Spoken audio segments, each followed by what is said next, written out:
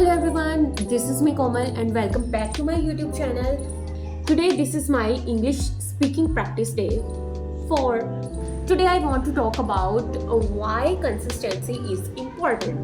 Many people start learning something new. I also used to stop because I am afraid of making mistakes. But now I understand that consistency is more important than perfection. When practicing English of 5 to 10 minutes helps us a lot to improve our English.